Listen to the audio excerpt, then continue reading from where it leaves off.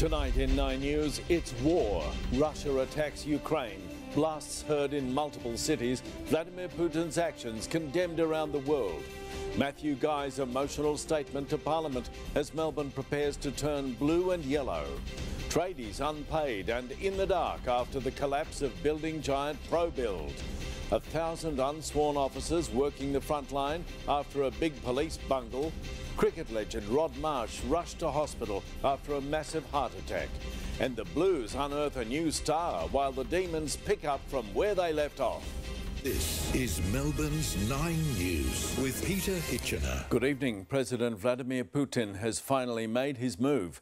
Russian war jets are spearheading an assault on Ukraine, with airstrikes in border regions and close to the capital, Kiev. In a television address, he painted Russia the victim and Ukraine the aggressor, while warning foreign interference would lead to a terrible retaliation by Moscow. Live to Europe correspondent Kari-Anne Greenbank in Kiev. Kari, there have been sirens going off around you. What's happening on the ground right now? Well, Pete, about an hour ago we heard air raid sirens. About 2 hours ago we heard explosions in the distance. You can probably hear now, this is the national anthem playing behind me. Patriotism and pride remains very strong here in Ukraine despite this invasion. The Ukrainian government is calling it a full-scale invasion by Russia. They say that Russia has been bombing a number of the country's airports, including the international airport, which is right here in Kiev. Now, just a few moments ago, Russia has said that it has taken out Ukraine's airbase. We have not got confirmation of that from Ukraine yet. But President Zelensky has been appealing for calm. He recorded a video on his phone urging citizens to stay home, saying that they will defend the country. He is also saying that he is about to impose martial law. Ukraine waking to war. In the capital Kiev, blasts break the night sky. And sirens sound as Russia begins its invasion, launching airstrikes at targets across the country.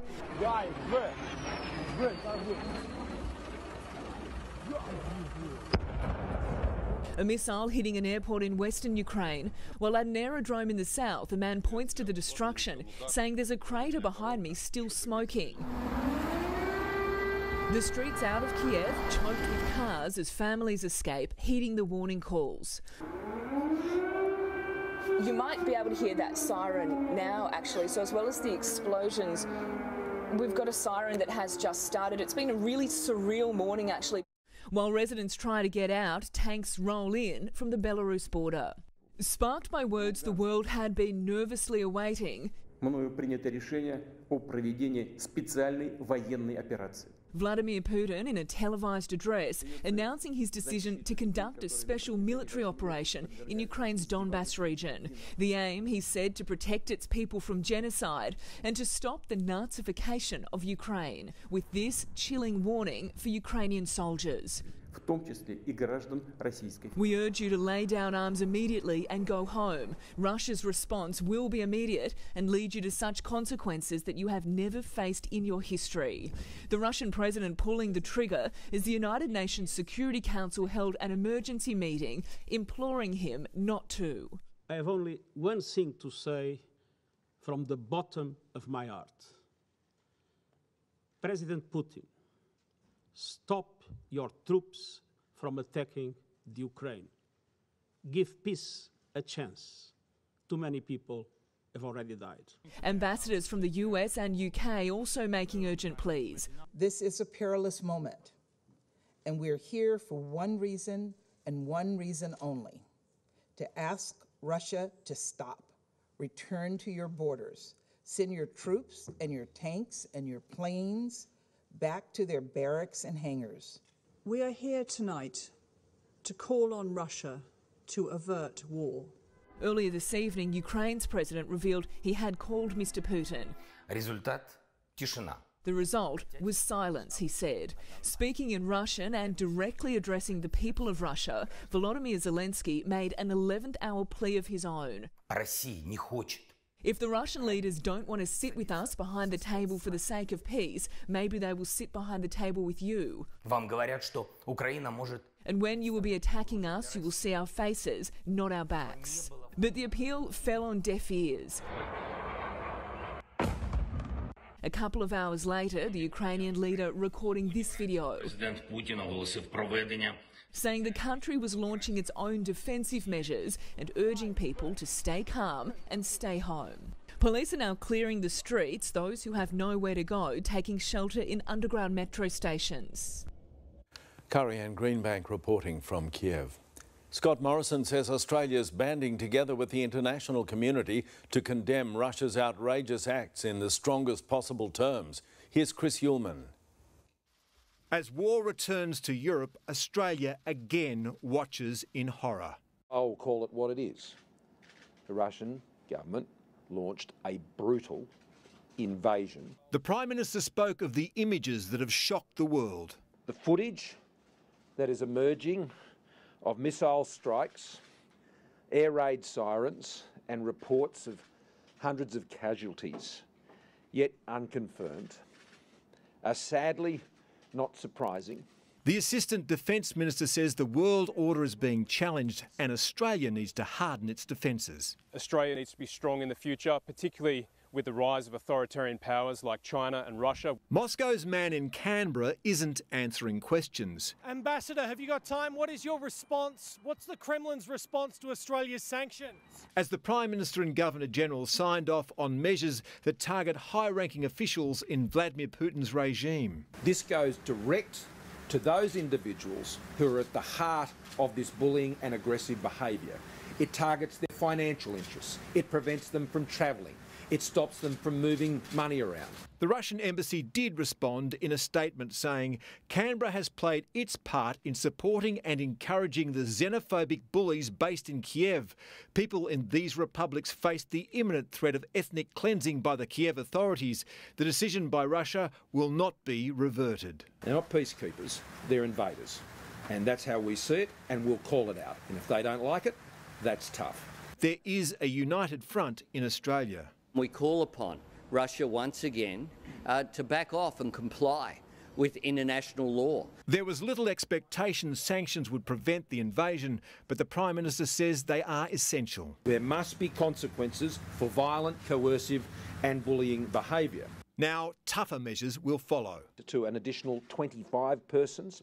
This includes army commanders, deputy defence ministers and Russian mercenaries who have been responsible for the unprovoked and unacceptable aggression. Sanctions will inflict financial hardship on Russia, but it pales beside the pain Vladimir Putin is inflicting in Eastern Europe today. As Mr. Putin said, he's not going to occupy Ukraine, but it looks like he might just destroy Ukraine. This is a chilling reminder of the world that we live in.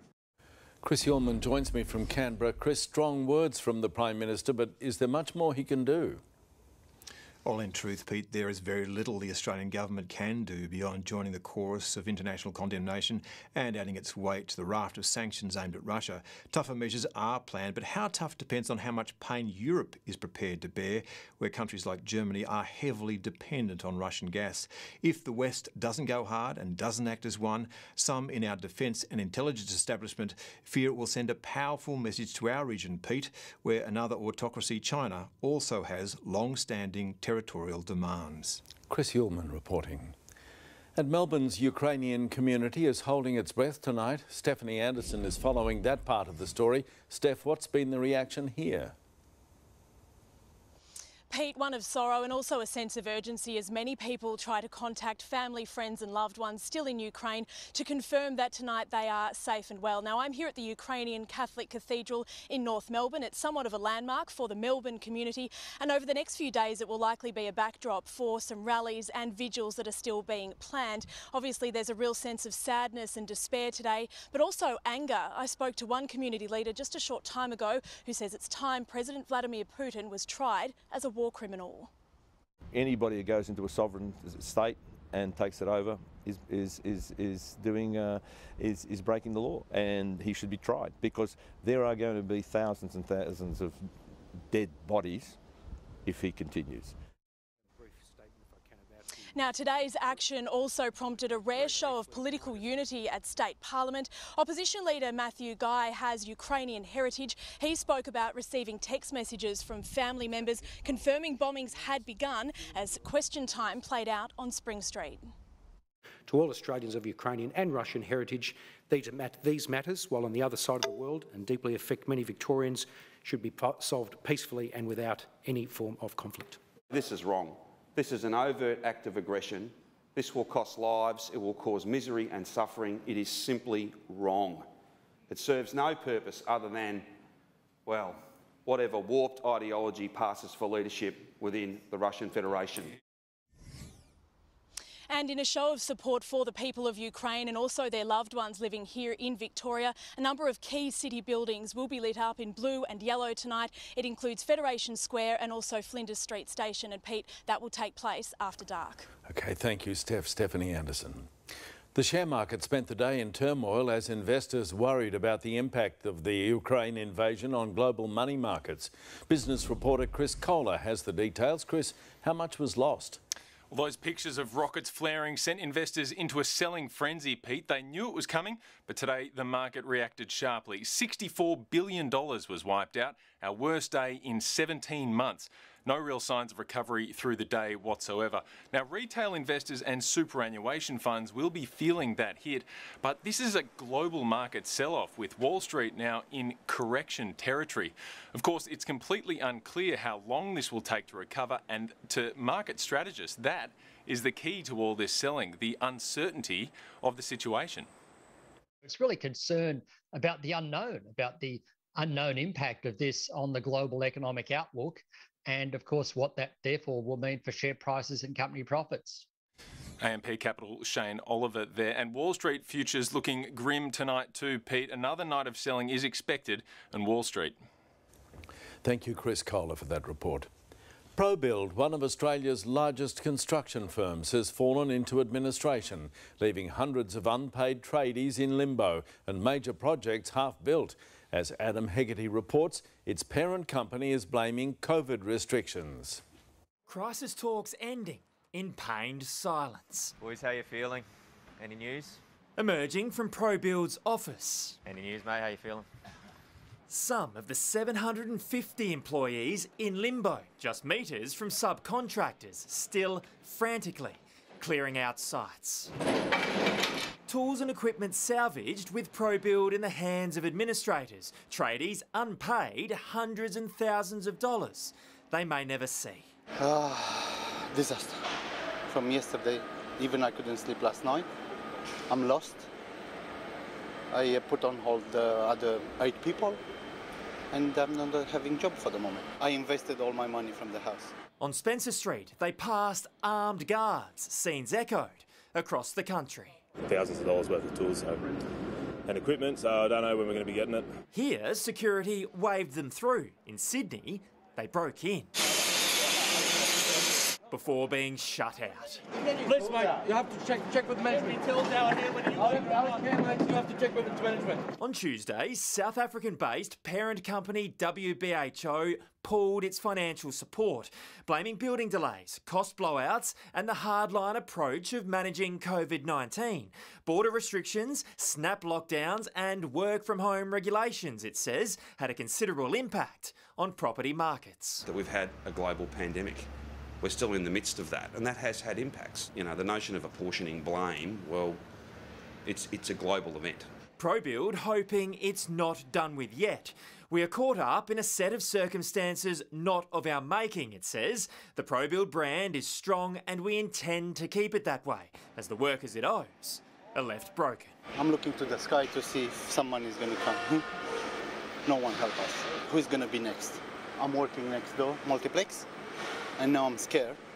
What's going to happen? Adam, what's the administrator's plan? Well, Peter's got a bit on its plate. We know, firstly, Deloitte, the administrator, is looking for a new owner, a buyer for ProBuild. Then there's the question of the $5 billion worth of unbuilt contracts. When and how might they be completed in the interim? And then, no doubt, in about a week's time, we'll have a creditors' meeting where, Pete, surely subcontractors will be asking, do they get paid? OK, thank you, Adam. More than 1,000 Victorian police officers have been carrying guns and making arrests for years without the power to do so. An administrative oversight has been blamed, but lawyers say it could open thousands of criminal cases. Crime reporter Lana Murphy. They've been on the beat for up to 8 years. Can you take the oath, please? But only today were these men and women officially sworn in as police. I will, to the best of my skill and knowledge, discharge all the duties legally imposed on me. Notified at 5 a.m, 1,076 members, 157 PSOs and 29 custody officers were told they were never given authority to work in their positions of power. There has not been any deliberate misconduct here. But they were making arrests, carrying guns and issuing charges. They have, of course, been working with other police officers during that period of time who have those extra powers that police are granted. When the Victoria Police Act was written in 2013, it required acting assistant commissioners to be delegated the power to swear graduates in. But that was never done, voiding the formality. Anyone who's had force used on them by those officers, that force is unlawful and potentially those people could challenge it. And someone already has. The force was alerted to the stuff-up during a court hearing into a drug investigation last year. The government is now rushing legislation through Parliament to validate the officers' positions, and it will apply retrospectively. In this in-between period, you potentially have people who have been imprisoned unlawfully and could be making urgent applications to the court to be released. Who's to blame for missing this? Who didn't pick up the cause of the oversight? I don't know. Lana Murphy, 9 News. The family of cricket legend Rod Marsh is racing to Queensland to be by his side after the 74-year-old suffered a heart attack. Marsh began experiencing chest pain while being driven to a charity event in Bundaberg. 2 local cricket officials who are in the vehicle with Marsh are being credited with saving his life. It's believed his heart stopped for several minutes. Doctors are now deciding whether to fly Marsh to a Brisbane hospital for surgery. Australian Open champion Ash Barty is back in Melbourne and facing some tough young competition at Kooyong.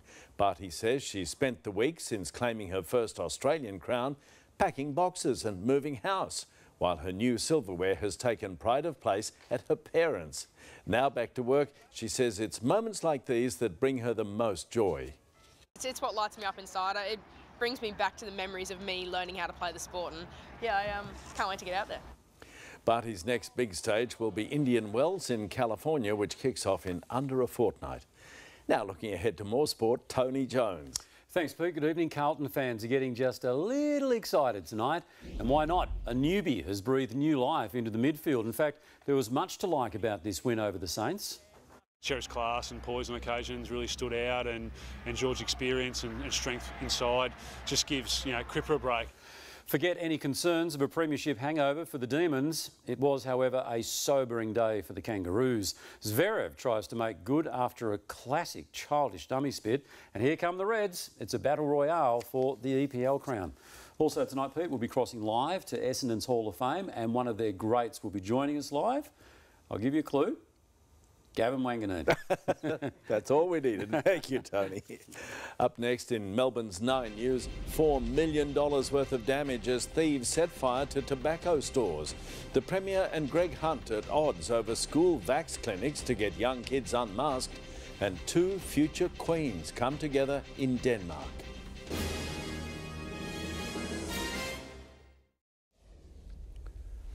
More than $4 million worth of damage has been caused to tobacco shops across Melbourne, the targets of arsonists. Businesses in Pakenham, Deer Park and Patterson Lakes have been attacked. Police believe the offenders are likely to have been significantly burned during the crimes, requiring medical attention. An image of a woman and Holden Astra linked in the fires has been released. Graham Potter's lawyer has joked in court, declaring the captured fugitive would not be bold enough to apply for bail, but he did request protective custody for Australia's most wanted man. The mafia-linked killer faced a Melbourne magistrate after he was extradited last night. He smiled and laughed with custody staff before the hearing. The 64-year-old was arrested after 12 years on the run in Queensland, and he'll return to court in May. The Premier has slammed calls by the Federal Health Minister to set up school vax clinics to boost immunisation rates and get face masks off young children. But his minister has admitted Victoria's paediatric vaccination rates need to improve. Medical reporter Emily Rice.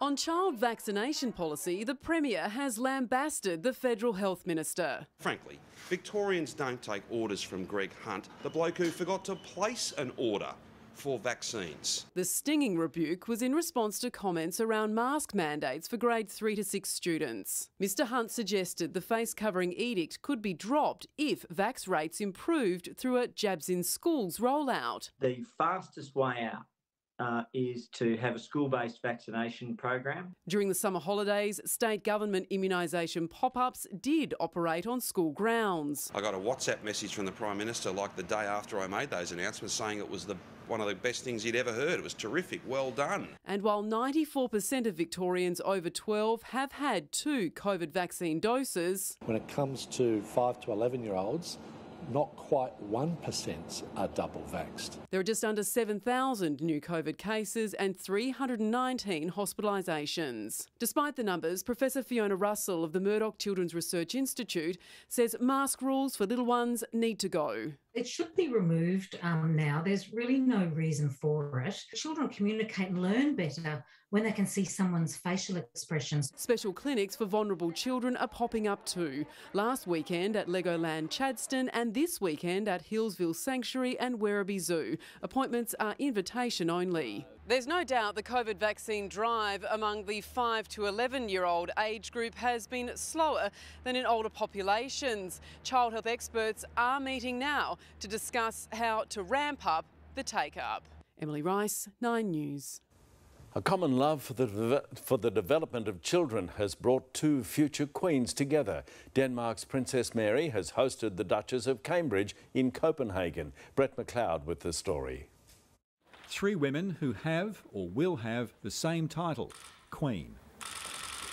The Danish monarch and her Tasmanian-born daughter-in-law Mary welcoming the Duchess of Cambridge to Christiansborg Palace. Queen Margrethe is celebrating her Golden Jubilee this year as her third cousin, Queen Elizabeth, marks her platinum. Greeted with flowers from 2 young girls, the royal pair visited a crisis centre funded by Mary's Foundation. The shelter helps women and children who've been exposed to domestic violence, providing backpacks of essentials given to children of mothers escaping abuse. Earlier, a more comfortably dressed Kate joined children at a forest kindergarten. Denmark is considered a world leader in early childhood development. You could sort of feel that she was really interested in the subject and she already knows a lot about it. Where she had to do what the 5-year-olds are taught, splitting wood. Yes. And found it child's play. Okay, so just try to spread legs and okay, we'll have from there. Yes.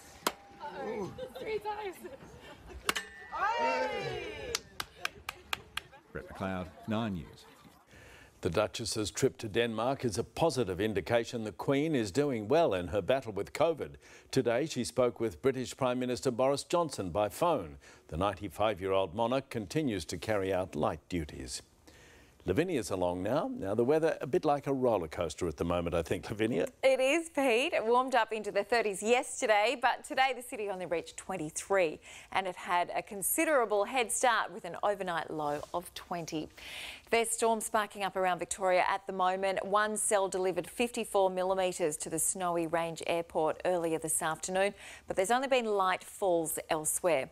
Unfortunately, the flooding rain is continuing through northeastern New South Wales and southeast Queensland, and it's forecast to continue there tomorrow.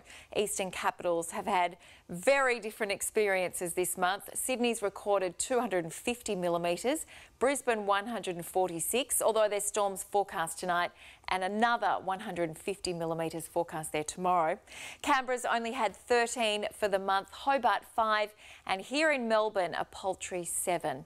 And we're only expecting to add 2 or 3 millimetres to that before the end of summer, Pete. OK, thank you, Lavinia. Melbourne's maternity services at breaking point. Here's Reid Butler. Pete, pregnant women in labour are being turned away or having to give birth in waiting areas. My exclusive investigation is next. Judgment Day for a Broadmeadows man who shot his mate and wheeled him around in a shopping trolley. And the family of a missing Melbourne man pleads for his safe return. 9 News, brought to you by HCF, Australia's largest not-for-profit health fund.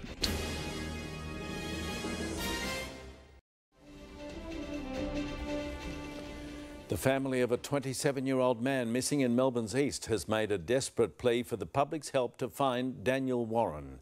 We're getting more concerned as time goes on because the more time away from his medication and the more that he hasn't eaten or slept well, the more danger he's in. Daniel was last seen near Kilsyth 4 days ago. Police believe he may have a silver bicycle with him, along with a wetsuit and hat. A Broadmeadows man has been sentenced to 35 years behind bars for murdering 2 men in a drug robbery gone wrong. 26-year-old Norden Willio shot cannabis dealer Dennis Hassan in the head at Meadow Heights in March 2019. During a struggle, he also shot his friend Ali, who he wheeled away in a shopping trolley before dumping him. We think there's justice being served today, and we want to thank the Victoria Police. To lose a son like that is drastic and very traumatic. Willio won't be eligible for parole until 2045. Melbourne maternity wards are at breaking point, with pregnant women in labour turned away and some even forced to give birth in waiting areas. Reid Butler's in Werribee tonight with this exclusive investigation. Reid, what's behind the crisis? Well, Pete, put simply, there are way too many babies and there is nowhere near enough government funding. That is according to hospital staff we've spoken to as part of this investigation. And this isn't an issue related to COVID either. This has been bubbling away for years and has now reached crisis point. And it is families in growth corridors like here in the west and in the southeast paying the price.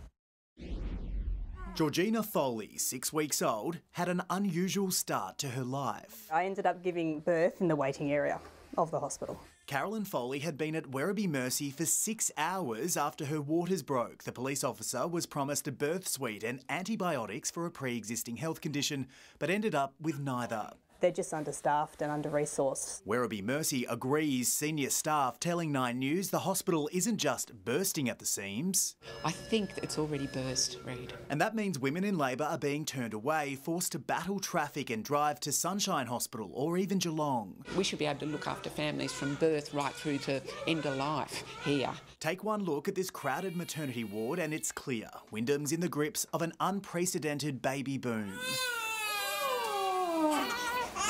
Moving from a hospital that delivered 1,500 babies a year to last year 3,800 babies. That will soon climb above 5,000. This hospital will not cope. It doesn't cope with the current situation. The staff here at Werribee Mercy work incredibly hard and they do an excellent job, but all agree it is extremely frustrating that they can't keep up with demand. It's not just the West. Southeastern hospitals are also struggling. Larissa was turned away from Clayton Hospital 2 years ago when son Xander was born. Now she's about to give birth again and fears the same will happen. Just extremely stressful, and my anxiety is just ridiculous from it. All of this comes down to funding. You would agree it isn't good enough that women in labour are being turned away and in some cases giving birth in waiting areas. We want to make sure that all families, particularly new families, have the important support and services they need in their community. The government says it's spending billions on health infrastructure but concedes more needs to be done as the cry for help grows louder. Reid Butler, 9 News. Dozens of truck drivers have begun a cross-country trek from California to Washington, D.C., calling for an end to vaccine and mask requirements in the United States. The so-called People's Convoy is inspired by Canada's Freedom Convoy, which paralysed the capital, Ottawa, for weeks. The group is expected to arrive on March the 5th, with police making preparations to deal with the protests. Up next, a live update from Ukraine for the latest on the unfolding conflict there. A car seized and a man charged over a St Kilda Road scooter rampage. And Pete, the clock is ticking if you want to enter Australia's second biggest ever lottery prize. I'm live in Camberwell with the details.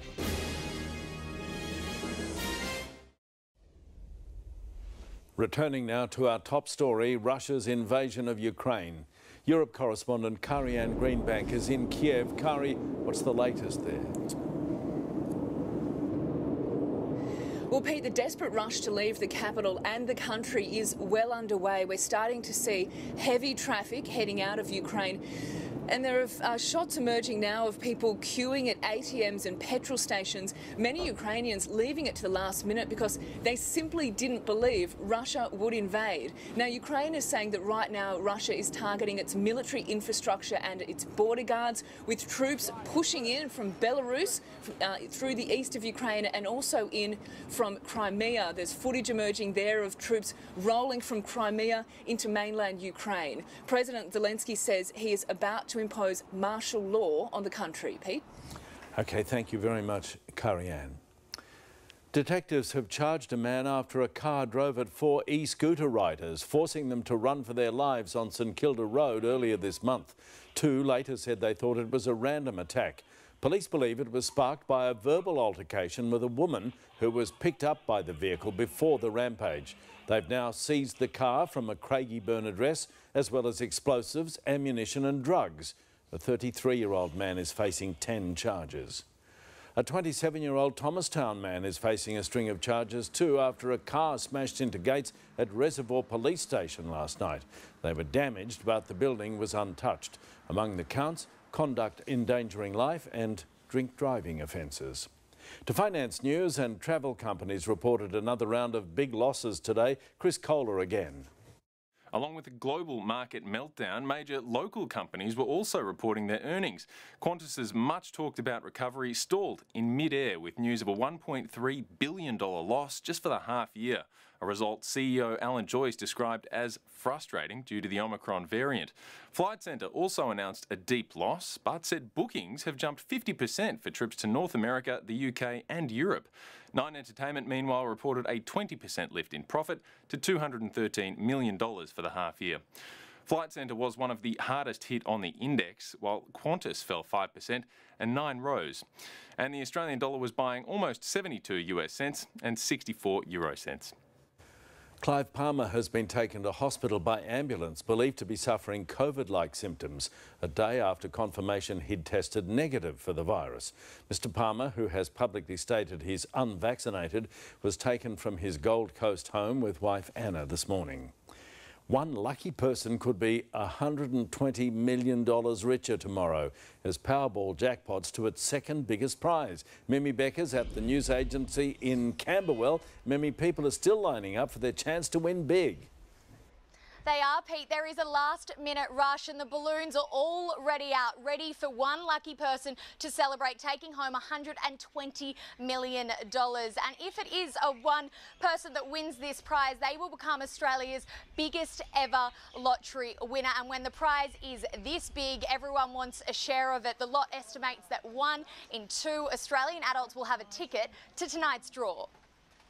I really hope so it's the winning ticket, because you've got to be in it to win it. 620 millions, oh my God. What would you do with that money? Oh, of course I will share it to my relatives, my friends. I've been taking the same numbers for 50 years. I've never won much more than about $18 or $36, but you live in hope. Tonight might be the night. And I would like to say good luck to the people still buying their tickets, but they say confidence is key and you've got to be in it to win it, Pete. So the lucky ticket has already been sold and it's here in my hands, Pete. Oh, you lucky thing. We'll come and see you later on for a bit of a loan. And now with sport, here's Tony Jones. I'll tell you what, if I won the 120 million, I'd still be here, Pete. Of course. Same here. As the major shareholder. And there would be some changes. Oh, boy. Thanks, Pete. The Bombers are out in force tonight as the club gathers to honour some of their greats. Alicia Muling is there. Tony, it is a big night for Essendon. 4 legends will be inducted into the Hall of Fame tonight, including Gavin Wanganeen, who you can see behind me. We will talk to him live after the break, Tony. Look forward to it, Alicia. Thank you. Also tonight, the Blues look the goods, giving hope to their long-suffering fans. And Zverev goes whack. Now he'll get his right whack.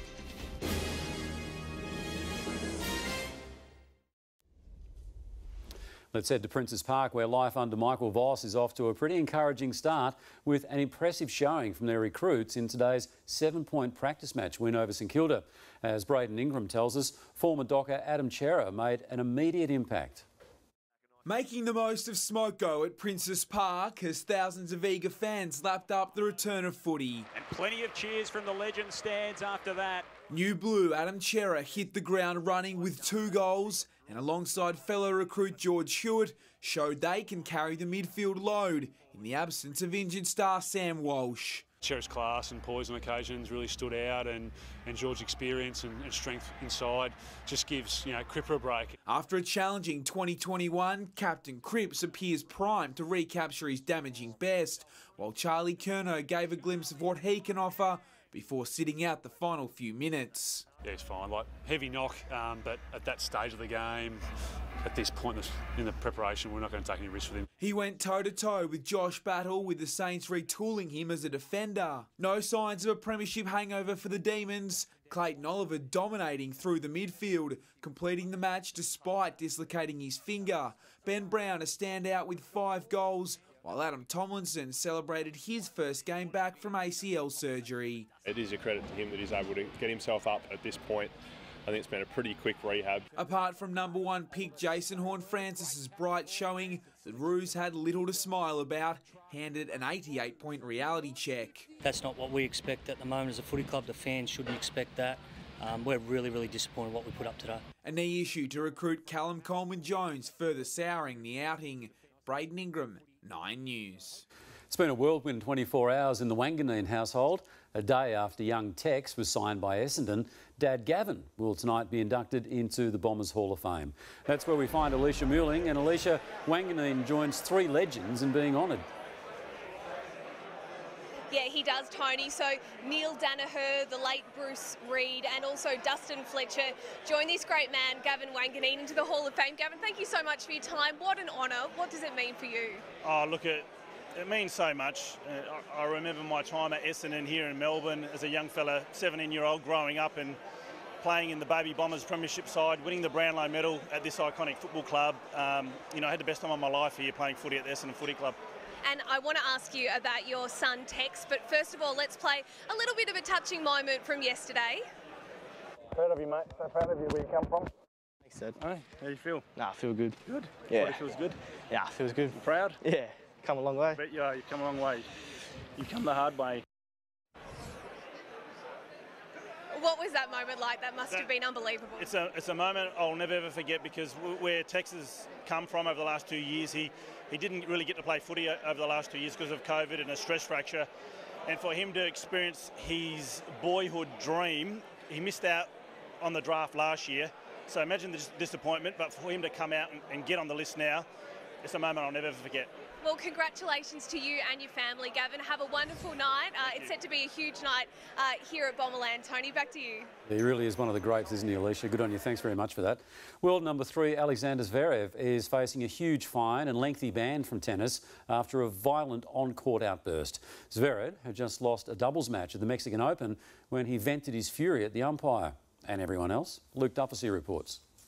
Tennis tantrums are nothing new, but few are as vicious as this. Zverev wasn't done there, screaming expletives and returning to whack the chair again. The umpire flinching as the German's strikes narrowly missed his legs. The Mexican crowd wasn't impressed. Neither were officials. Zverev kicked out of the singles tournament. The tennis world swift and united in condemning the 24-year-old. Novak Djokovic saying the decision to disqualify him was correct under the circumstances. Andy Murray declaring the outburst dangerous, reckless. Zverev later posted online, "It is difficult to put into words how much I regret my behaviour. I am sorry for letting you down." That apology is unlikely to save him from further punishment, which is almost certain to include a fine and suspension. Luke Duffy, 9 News. It's game on in the English Premier League with Liverpool closing in on competition leaders Man City. The Reds now just 3 points adrift after demolishing Leeds 6-0. Here's Origi.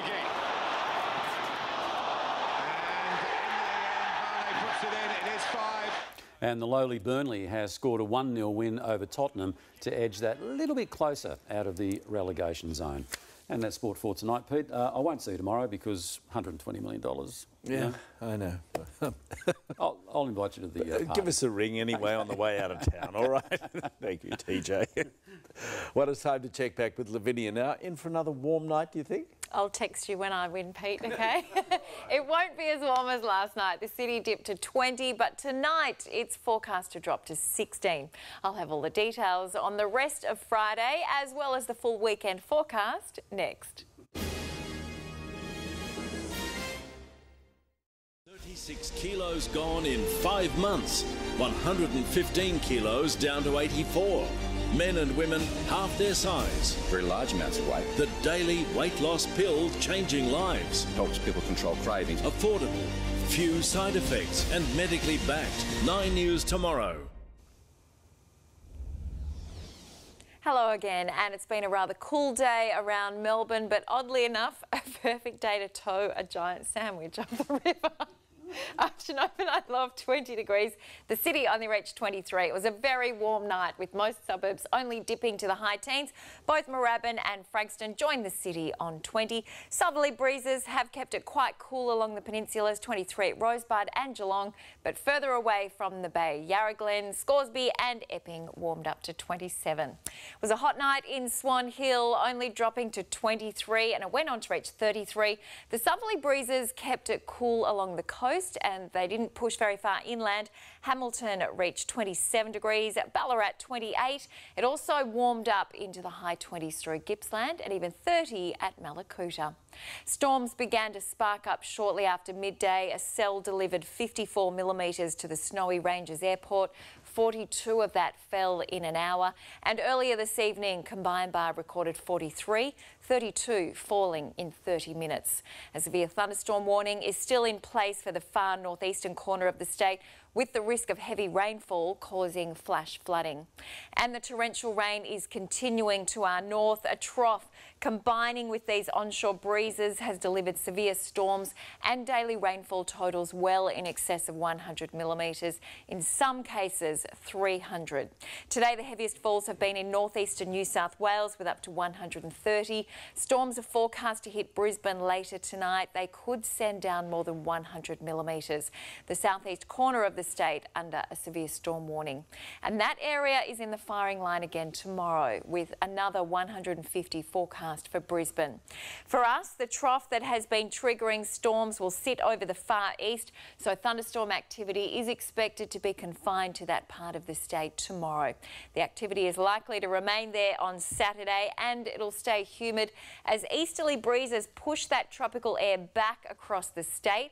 Those easterly winds are forecast to continue, and the Bureau has told us that the humid conditions are expected to last until at least the 4th of March. But tomorrow, showers and storms are only expected to affect eastern districts, especially the far east, with up to 30 millimetres of rain forecast for Mallacoota, 20 at Orbost, and there's likely to be heavier falls under storms. It'll be a cooler day through southern districts with maximums in the low 20s, but it should climb into the low 30s through the north. It won't be quite as warm across Melbourne tonight, with most suburbs expected to drop to 14 or 15, 16 at Moorabbin and Frankston, then under cloudy skies and southerly breezes. It should reach 23 or 24 in Bayside suburbs.